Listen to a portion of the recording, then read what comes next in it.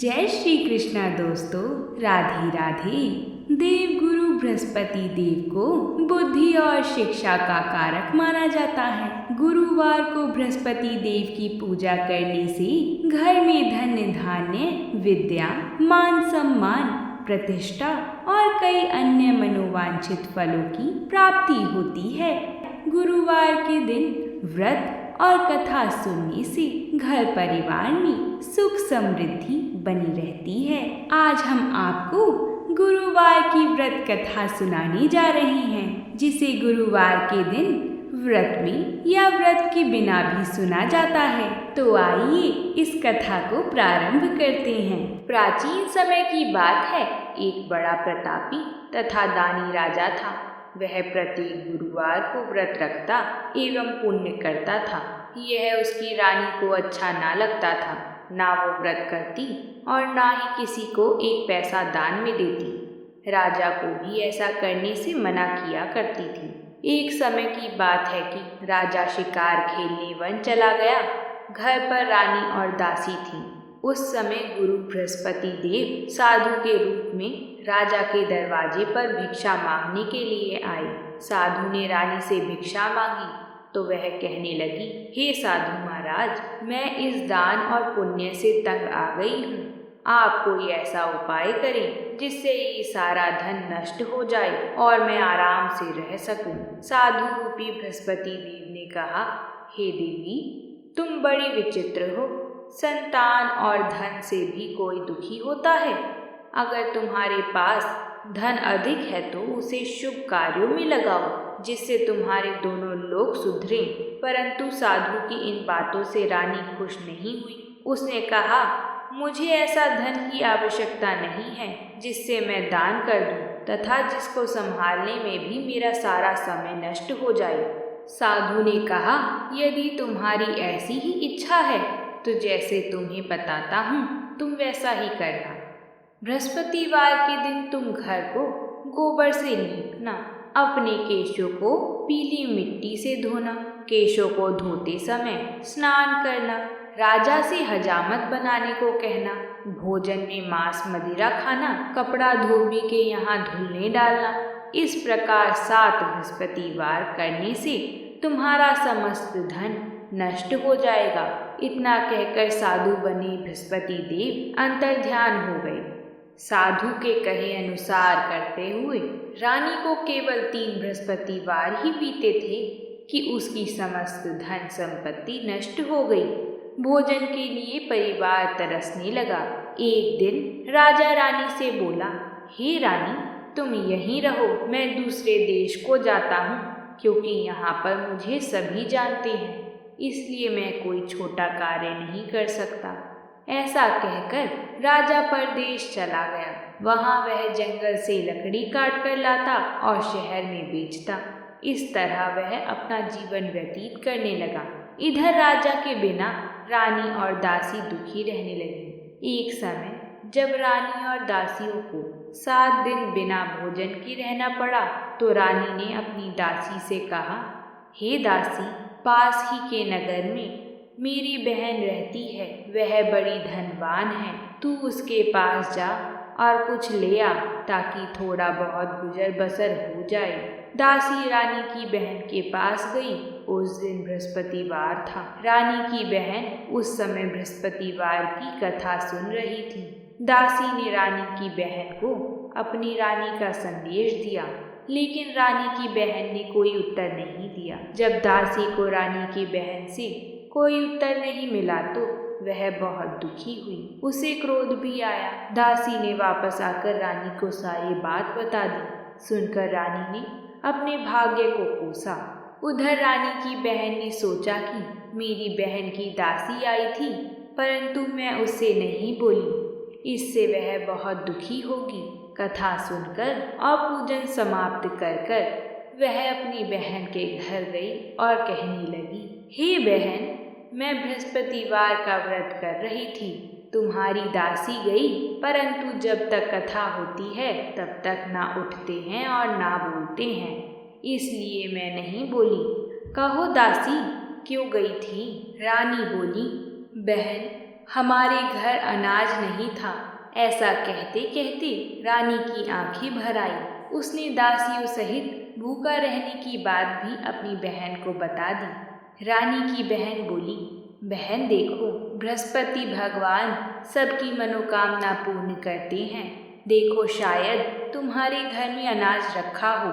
यह सुनकर दासी घर के अंदर गई तो वहाँ उसे एक घड़ा अनाज भरा हुआ मिला। उसे बड़ी हैरानी हुई क्योंकि उसने एक एक बर्तन देख लिया था। उसने बाहर आकर रानी को बताया। दासी रानी से कहने लगी, हे रानी, जब हमको भोजन नहीं मिलता तो हम व्रत ही तो करते हैं, इसलिए क्यों ना इनसे व्रत और कथा की विधि पूछ ली जाए। हम भी व्रत किया करेंगे। दासी के कहे अनुसार रानी ने अपनी बहन से बृहस्पतिवार व्रत के बारे में पूछा। उसकी बहन ने बताया, बृहस्पतिवार के व्रत में चने की दाल और मुनक्का से विष्णु भगवान का केले की जड़ में पूजन करें तथा दीपक जलाएं, पीला भोजन करें तथा कथा सुनें। इससे गुरु भगवान प्रसन्न होते हैं और मनोकामना पूर्ण करते हैं। व्रत और पूजन की विधि बताकर रानी की बहन अपने घर लौट आई। रानी और दासी दोनों ने निश्चय किया कि बृहस्पति भगवान का पूजन जरूर करेंगे। 7 रोज बाद जब बृहस्पतिवार आया तो उन्होंने व्रत रखा।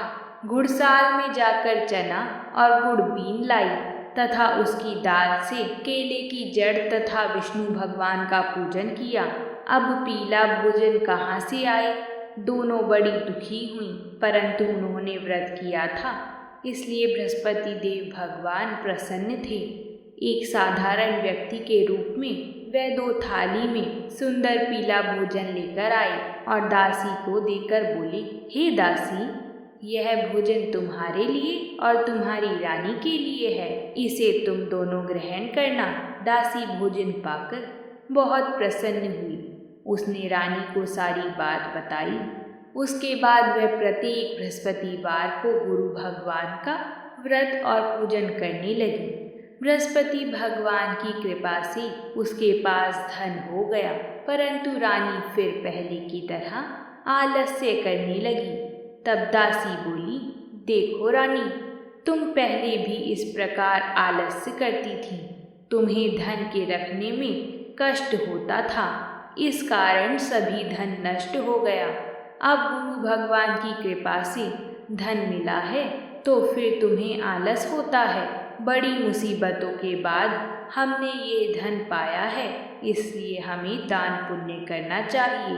अब तुम भूखे मनुष्यों को भोजन कराओ, प्याऊ लगवाओ, ब्राह्मणों को दान दो, कुआं, तालाब, बावड़ी आदि का निर्माण कराओ, मंदिर पाठशाला बनवाकर ज्ञान दान दो, कुंवारी कन्याओं का विवाह करवाओ, अर्थात धन को शुभ कार्यों में खर्च करो, जिससे तुम्हारे कुल का यश बढ़े तथा स्वर्ग प्राप्त हो और पितृ प्रसन्न हो।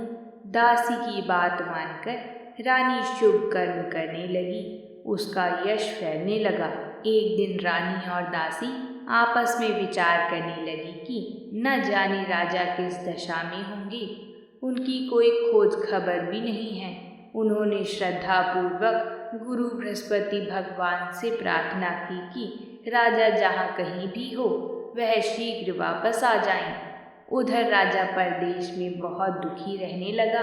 वह प्रतिदिन जंगल से लकड़ी बीन कर लाता और उसे शहर में बेचकर अपने दुखी जीवन को बड़ी कठिनता से व्यतीत करता था। एक दिन दुखी होकर अपनी पुरानी बातों को याद करके वह रोने लगा और उदास हो गया। उसी समय राजा के पास बृहस्पति देव साधु के वेश में आकर बोली, हे लक्कड़हारे, तुम इस सुनसान जंगल में किस चिंता में बैठे हो, मुझे बतलाओ। ये सुनकर राजा के नेत्रों में जल भर आया। साधु की वंदना कर राजा ने अपनी संपूर्ण कहानी सुना दी। महात्मा दयालु होते हैं। वह राजा से बोली, हे राजा, तुम्हारी पत्नी ने बृहस्पति देव के प्रति अपराध किया था, जिसके कारण तुम्हारी ये दशा हुई है। अब तुम चिंता मत करो, भगवान तुम्हें पहले से अधिक धन देंगे। देखो तुम्हारी पत्नी ने बृहस्पतिवार का व्रत प्रारंभ कर दिया है। अब तुम भी बृहस्पतिवार का व्रत करके चने की दाल और गुड़ जल के लोटे में डालकर केले का पूजन करो। फिर कथा कहो या सुनो, भगवान तुम्हारी सब मनोकामनाओं को पूर्ण करेंगे। साधु की बात सुनकर राजा बोला, हे प्रभु, लकड़ी बेचकर तो इतना पैसा भी नहीं बचता जिससे भोजन के उपरांत कुछ बचा सकूं। मैंने रात्रि में अपनी रानी को व्याकुल देखा है। मेरे पास कोई साधन नहीं है जिससे उसका समाचार जान सकूं। फिर मैं कौन सी कहानी कहूँ, यह भी मुझको मालूम नहीं है। साधु ने कहा, हे राजा, मन में बृहस्पति भगवान के पूजन व्रत का निश्चय करो। वह स्वयं तुम्हारे लिए कोई राह बना देंगी। बृहस्पतिवार के दिन तुम रोजाना की तरह लकड़ी लेकर शहर में जाना। तुम्हें रोज से दुगना धन मिलेगा, जिससे तुम भली भांति भोजन कर लोगी तथा बृहस्पति देव की पूजा का सामान भी आ जाएगा। जो तुमने बृहस्पतिवार की कहानी के बारे में पूछा है वह इस प्रकार है। प्राचीन काल में एक बहुत ही निर्धन ब्राह्मण था। उसके कोई संतान ना थी। वह नित्य पूजा पाठ करता। उसकी स्त्री स्नान करती और ना किसी देवता का पूजन करती। इस कारण ब्राह्मण देवता बहुत दुखी रहते थे। भगवान की कृपा से ब्राह्मण के यहाँ एक कन्या उत्पन्न हुई। कन्या बड़ी होने लगी। प्रातः स्नान करके वह भगवान विष्णु का जाप करती। बृहस्पतिवार का व्रत भी करने लगी। पूजा पाठ समाप्त कर पाठशाला जाती तो अपनी मुट्ठी में जौ भर के ले जाती और पाठशाला के मार्ग में डालती जाती। लौटते समय वही जौ स्वर्ण के हो जाते। उनको बीनकर घर ले आती। एक दिन वह बालिका सूप में उन सोने के जौ को फटक कर साफ कर रही थी कि तभी उसकी माँ ने देख लिया और कहा कि हे बेटी, सोने के जौ को फटकने के लिए सोने का सूप भी तो होना चाहिए। दूसरे दिन गुरुवार था। कन्या ने व्रत रखा और बृहस्पति देव से सोने का सूप देने की प्रार्थना की। बृहस्पति देव ने उसकी प्रार्थना को स्वीकार कर लिया।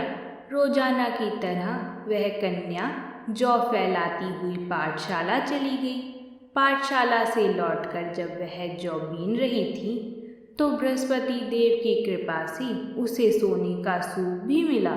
उसे वह घर ले आई और उससे जौ साफ करने लगी, परंतु उसकी माँ का वही ढंग रहा। कन्या सोने के सूप में जब जौ साफ कर रही थी उस समय उस नगर का राजकुमार वहाँ से निकला। कन्या के रूप और कार्य को देखकर वह उस पर मोहित हो गया। राजमहल आकर वह भोजन तथा जल त्याग कर उदास होकर लेट गया। राजा को जब राजकुमार द्वारा अन्न जल त्यागने का समाचार ज्ञात हुआ तो अपने मंत्रियों के साथ वह अपने पुत्र के पास गए और कारण पूछा। तब राजकुमार ने उस लड़की के बारे में बताया और राजा को उस लड़की के घर का पता भी बता दिया। मंत्री उस लड़की के घर गए। मंत्री ने ब्राह्मण के समक्ष राजा की ओर से निवेदन किया। कुछ ही दिन बाद ब्राह्मण की कन्या का विवाह राजकुमार के साथ संपन्न हो गया। कन्या के घर से जाते ही ब्राह्मण के घर में पहले की तरह ही गरीबी का निवास हो गया।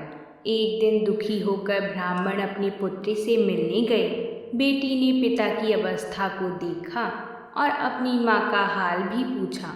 ब्राह्मण ने सभी हाल कह सुनाया।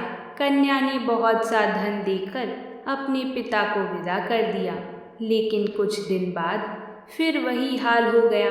ब्राह्मण फिर अपनी कन्या के यहाँ गया और सभी हाल कहा तो पुत्री बोली, हे पिताजी, आप माताजी को यहाँ लिवा लाओ। मैं उन्हें वह विधि बता दूंगी जिससे गरीबी दूर हो जाएगी। ब्राह्मण देवता अपनी स्त्री को साथ लेकर अपनी पुत्री के पास राजमहल पहुँचे तो पुत्री अपनी माँ को समझाने लगी, हे माँ, तुम प्रातः काल स्नान आदि करके विष्णु भगवान का पूजन करा करो तो सब दरिद्रता दूर हो जाएगी।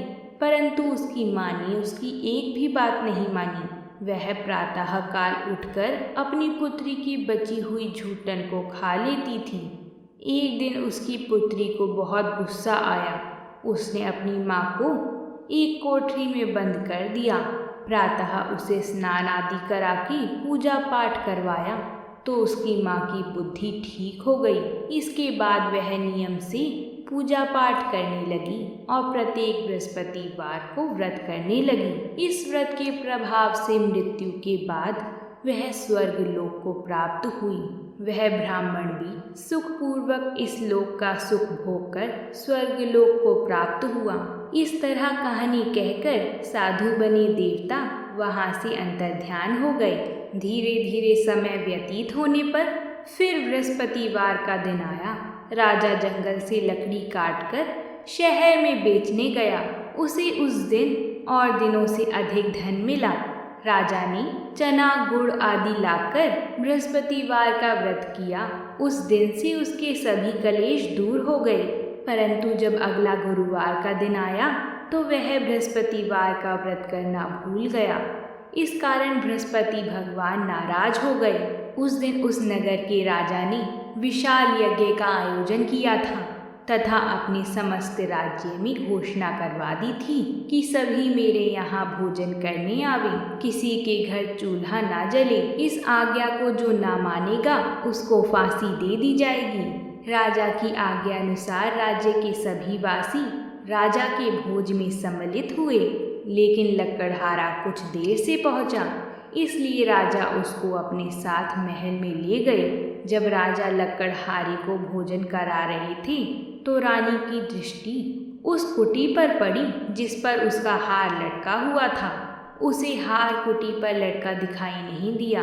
रानी को निश्चय हो गया कि मेरा हार इस लकड़हारे ने चुरा लिया है। उसी समय सैनिक बुलाकर उसको जेल में डलवा दिया। लकड़हारा जेल में विचार करने लगा कि ना जाने कौन से पूर्व जन्म के कर्म से मुझे यह दुख प्राप्त हुआ है, और जंगल में मिले साधु को याद करने लगा। तत्काल बृहस्पति देव साधु के रूप में प्रकट हो गए और कहने लगे, अरे मूर्ख, तूने बृहस्पति देवता की कथा नहीं की, उसी कारण तुझे यह दुख प्राप्त हुआ है। अब चिंता मत कर, जेल खाने के दरवाजे पर तुझे 4 पैसे पड़े मिलेंगे। उनसे तू बृहस्पतिवार की पूजा करना तो तेरे सभी कष्ट दूर हो जाएंगे। अगले बृहस्पतिवार के दिन उसे जेल के द्वार पर 4 पैसे मिले। राजा ने पूजा का सामान मंगवाकर कथा कही और प्रसाद बांटा। उसी रात्रि में बृहस्पति देवता ने उस नगर के राजा को स्वप्न में कहा, तूने जिसे जेल में बंद किया है उसे कल छोड़ देना, वह निर्दोष है। राजा प्रातःकाल उठा और कुटी पर हार टंगा देखकर लकड़हारे को बुलाकर क्षमा मांगी तथा राजा के योग्य सुंदर वस्त्र आभूषण भेंट कर उसे विदा किया। गुरुदेव की आज्ञा अनुसार राजा अपने नगर को चल दिया। राजा जब नगर के निकट पहुंचा तो उसे बड़ा ही आश्चर्य हुआ। नगर में पहले से अधिक बाग, तालाब और कुएं तथा बहुत सी धर्मशालाएं, मंदिर आदि बने हुए थे। राजा ने पूछा कि यह किसका बाग और धर्मशाला है? तब नगर के सब लोग कहने लगे कि यह सब हमारी रानी और दासी द्वारा बनवाए गए हैं। राजा को आश्चर्य हुआ और गुस्सा भी आया कि उसकी अनुपस्थिति में रानी के पास धन कहाँ से आया होगा। जब रानी ने यह खबर सुनी कि राजा आ रहे हैं तो उसने अपनी दासी से कहा, हे दासी, देख राजा हमको कितनी बुरी हालत में छोड़ गए थे। वह हमारी ऐसी हालत देखकर लौट ना जाएं, इसलिए तू दरवाजे पर खड़ी हो जा। रानी की आज्ञा अनुसार दासी दरवाजे पर खड़ी हो गई और जब राजा आए तो उन्हें अपने साथ महल में लिवा लाई। तब राजा ने क्रोध करके अपनी तलवार निकाली और पूछने लगा, बताओ यह धन तुम्हें कैसे प्राप्त हुआ? तब रानी ने सारी कथा कह सुनाई। राजा ने निश्चय किया कि मैं रोजाना दिन में 3 बार कहानी कहा करूँगा और रोज व्रत किया करूँगा। अब हर समय राजा के दुपट्टे में चने की दाल बंधी रहती। तथा दिन में 3 बार कथा कहता। एक रोज राजा ने विचार किया कि चलो अपनी बहन के यहाँ हो आऊं। इस तरह वह निश्चय कर राजा घोड़े पर सवार हो गया, अपनी बहन के यहाँ चल दिया। मार्ग में उसने देखा कि कुछ आदमी एक मुर्दे को लिए जा रहे थे। उन्हें रोककर राजा कहने लगा, अरे भाइयों, मेरी बृहस्पतिवार की कथा सुन लो। वह बोली, लो, हमारा तो आदमी मर गया है, इसको अपनी कथा की पड़ी है। परंतु कुछ आदमी बोले, अच्छा कहो, हम तुम्हारी कथा भी सुनेंगे। राजा ने दाल निकाली और कथा कहानी शुरू कर दी। जब कथा आधी हुई तो मुर्दा हिलने लगा और जब कथा समाप्त हुई तो राम राम करके वह मुर्दा खड़ा हो गया। राजा आगे बढ़ा, उसे चलते चलते शाम हो गई। आगे मार्ग में उसे एक किसान खेत में हल चलाता मिला। राजा ने उसे कथा सुनने का आग्रह किया, लेकिन वह नहीं माना। राजा आगे चल पड़ा। राजा के हटते ही बैल पछाड़ खाकर गिर गया तथा किसान के पेट में दर्द होने लगा। उसी समय किसान की माँ रोटी लेकर आई। उसने जब देखा तो अपने पुत्र से सब हाल पूछा। बेटे ने सभी हाल बता दिया। बुढ़िया दौड़ती दौड़ती उस घुड़सवार के पास पहुंची और उससे बोली, मैं तेरी कथा सुनूंगी, तू अपनी कथा मेरे खेत पर ही चलकर कहना। राजा ने लौटकर बुढ़िया के खेत पर जाकर कथा कही, जिसके सुनते ही बैल खड़े हो गए तथा किसान के पेट में दर्द भी बंद हो गया। राजा अपनी बहन के घर पहुंच गया। बहन ने भाई की खूब मेहमान नवाजी करी। दूसरे रोज प्रातःकाल राजा जागा तो वह देखने लगा कि सब लोग भोजन कर रहे हैं। राजा ने अपनी बहन से पूछा, ऐसा कोई मनुष्य है जिसने भोजन नहीं किया हो, जो मेरी बृहस्पतिवार की कथा सुन ले? बहन बोली, भैया, यह देश ऐसा ही है। यहाँ लोग पहले भोजन करते हैं, बाद में कोई अन्य काम करते हैं। फिर वह एक कुम्हार के घर गई, जिसका लड़का बीमार था। उसे मालूम हुआ कि उसके यहाँ किसी ने 3 दिन से भोजन नहीं किया है। रानी ने अपने भाई की कथा सुनने के लिए कुम्हार से कहा। वह तैयार हो गया। राजा ने जाकर बृहस्पतिवार की कथा कही, जिसको सुनकर उसका लड़का ठीक हो गया। अब तो राजा को प्रशंसा होने लगी। एक दिन राजा ने अपनी बहन से कहा, बहन, मैं अब अपने घर जाऊंगा, तुम भी तैयार हो जाओ। राजा की बहन ने अपनी सास से अपने भाई के साथ जाने की आज्ञा मांगी। सास बोली, हाँ चली जा, मगर अपने लड़कों को मत ले जाना, क्योंकि तेरे भाई के कोई संतान नहीं होती है। बहन ने अपने भाई से कहा, भैया, मैं तो चलूंगी, मगर कोई बालक नहीं जाएगा। अपनी बहन को भी छोड़कर दुखी मन से राजा अपने नगर को लौट आया। राजा ने अपनी रानी को सारी कथा बताई और बिना भोजन किए वह शैया पर लेट गया। रानी बोली, हे प्रभु, बृहस्पति देव ने हमें सब कुछ दिया है, वह हमें संतान अवश्य देंगे। उसी रात बृहस्पति देव ने राजा को स्वप्न में कहा, राजा, सभी सोच त्याग दे, तेरी रानी गर्भवती है। राजा को यह जानकर बड़ी खुशी हुई। 9वें महीने में रानी के गर्भ से एक सुंदर पुत्र पैदा हुआ। तब राजा बोला, हे रानी, स्त्री बिना भोजन के रह सकती है, परंतु बिना कहे नहीं रह सकती। जब मेरी बहन आई तो तुम उससे कुछ मत कहना। रानी ने हाँ कर दी। जब राजा की बहन ने ये शुभ समाचार सुना तो वह बहुत खुश हुई तथा बधाई लेकर अपने भाई के यहाँ आई। रानी ने तब उसे आने का उल्हाना दिया। जब भाई अपने साथ ला रहे थे तब तो टाल गई, उनके साथ ना आई और आज अपने आप ही भागी भागी बिना बुलाए आ गई। तो राजा की बहन बोली, भाई, मैं इस प्रकार ना कहती तो तुम्हारे घर औलाद कैसी होती। बृहस्पति देव सभी कामनाएं पूर्ण करती हैं। जो सद्भावना पूर्वक बृहस्पतिवार की व्रत कथा करता है एवं कथा पढ़ता है अथवा सुनता है और दूसरों को सुनाता है, बृहस्पति देव उसकी सभी मनोकामनाएं पूर्ण करती हैं, उनकी सदैव रक्षा करते हैं। जो संसार में सद्भावना से गुरुदेव का पूजन एवं व्रत सच्चे हृदय से करते हैं, उनकी सभी मनोकामनाएं वैसे ही पूर्ण होती हैं, जैसे सच्ची भावना से रानी और राजा ने बृहस्पति देव की कथा का गुणगान किया तो उनकी सभी इच्छाएं बृहस्पति देव जी ने पूर्ण की। अनजाने में भी बृहस्पति देव की उपेक्षा ना करें, ऐसा करने से सुख शांति नष्ट हो जाती है। इसलिए सबको कथा सुनने के बाद प्रसाद लेकर जाना चाहिए। हृदय से उनका मनन करते हुए जयकारा बोलना चाहिए। बोलिए बृहस्पति देव की जय। ऐसी ही और व्रतों से जुड़ी कथाओं को सुनने के लिए हमारे चैनल को ज़रूर सब्सक्राइब कर लें। साथ ही कमेंट बॉक्स में भगवान का शुभ नाम कम से कम एक बार तो ज़रूर लिखें, जिससे सभी के ऊपर भगवान की कृपा बनी रहे। प्रेम से बोलिए भगवान विष्णु की जय। अगर आप भी गुरुवार का व्रत रखती हैं तो हमें कमेंट बॉक्स में ज़रूर बताएं। और अगर कोई व्रत नहीं रख पाता तो कमेंट बॉक्स में गुरुदेव की जय ज़रूर लिखिएगा, जिससे भगवान की कृपा आप पर और आपके परिवार पर बनी रहे, साथ ही हमें भी आपका प्यार मिल सके। तो प्रेम से बोलिए बृहस्पति देव जी की जय हो।